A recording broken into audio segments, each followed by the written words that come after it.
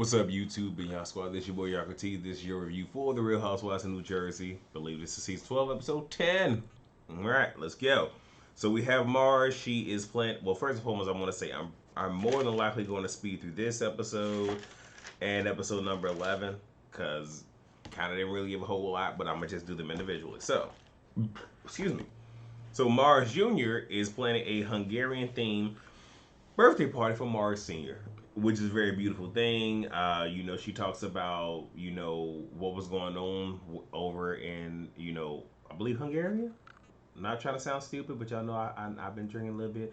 But mentioned how, she left when she was 10, was able to go to Austria. She was on a bicycle, all this other stuff, started her life over.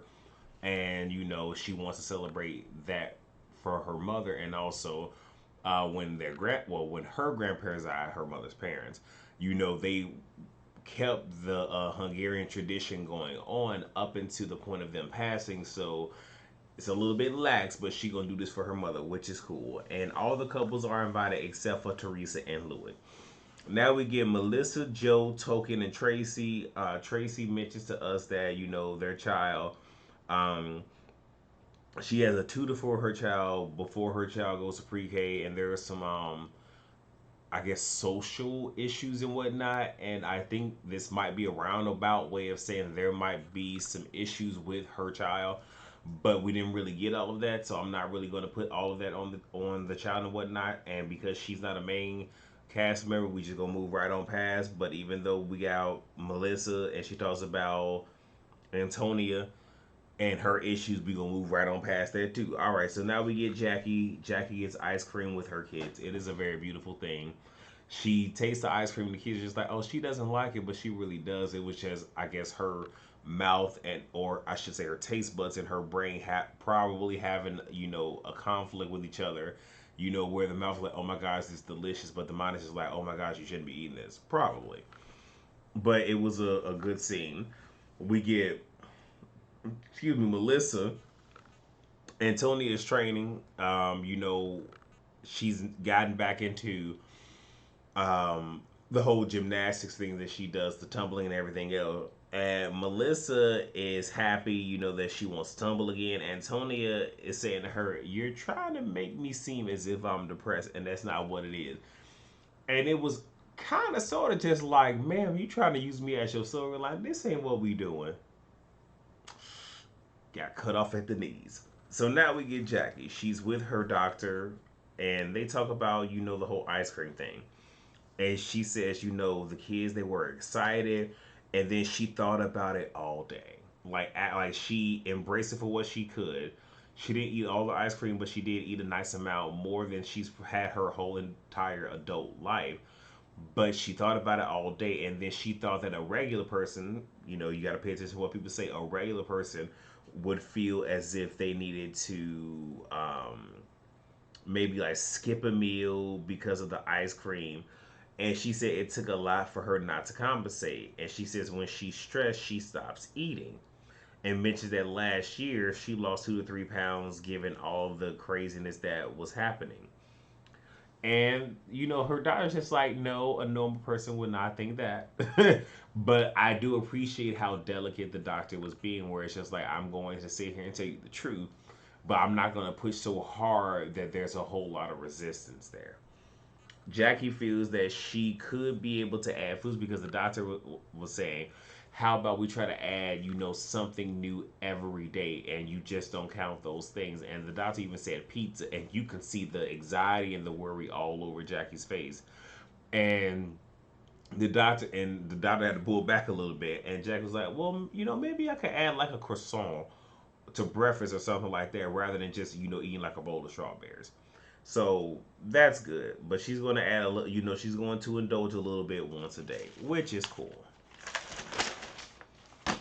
Um, we find out that Evan had apologized to Bill, for what he said about Bill's wife, Jen, not being a good person. And Bill pretty much responded with the okay emoji. And this goes back to what Frank was saying, Frank was saying that he had been, conversing with Bill, but Bill had been giving him very like 1 to 2 word answers and whatnot. So now we have Teresa. It's moving talk and the memories and everything that happened in the house, and I don't care. So now we're at the very end. You know what? I guess I could just no. I'm gonna do it separately. So now we get Marge Senior's party. Joe Bonino says if Joe Gorga starts, he gonna shut it down. He said that to Frank, but he also said to Joe, Gorga, we not doing this. Not here. Not today. This ain't what the hell we doing. Now, this is also the venue that happened with the christening when Joe and Melissa came on. So I'm pretty sure there was some flashbacks and whatnot. But I appreciate Joe Benigno saying, no, we're not doing this here. You will not. Like, I got it that we got the cameras and whatnot here, but this is a special day. Plus, if things go left, obviously Marge Jr. is going to look at her husband like, and you didn't sit here and put a stop to none of this. So he ain't trying to be in the doghouse, so we get it. The guys talk, and Joe Gorga pretty much says to Bill like at a minimum he expected a phone call. Like when they got put out and all that stuff, just like a phone call, not even to sit here and blame your wife, but just make sure they were okay and all that other stuff.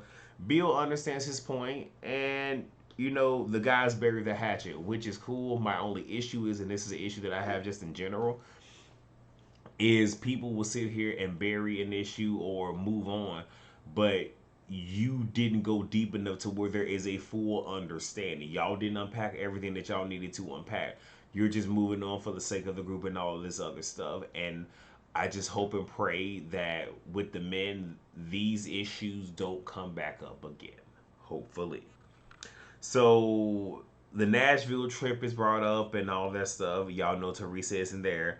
Um, and then you have Dolores when they're talking about everything, where Dolores just like, okay, well, no, because Token was brought up, and Dolores is like, okay, well, Teresa doesn't fight with men, and all the girls is just like, okay, we're getting tired of you making excuses for your friend. Like we get it, we understand what it is, but you need to stop making excuses. And though I understand that, I do also understand the other point of I can appreciate the fact that Dolores is not going to be in a room and allow other people to come at a friend that she's close to, especially one that she's known for years. It's just I wish Dolores would have that same energy when she's talking to Teresa, and I mean fully have that same energy. But I can respect the loyalty, I do.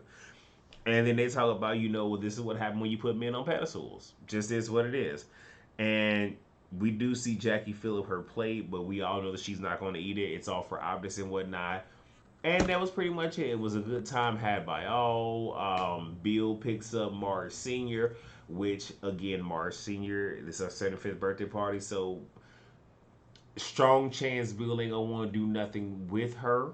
But still, bruh, the optics, I'm just saying, again, I'm not one for perception and optics, but, bruh, you coming off the heels of a scandal. Like, you probably shouldn't be picking up somebody's mother. But, yeah, that's it. I mean, I could try to stretch this out for a little bit longer, but I'm not going to. But that's it. So, thank you guys so much for watching. And, yeah, come right on back for episode 11. Peace out.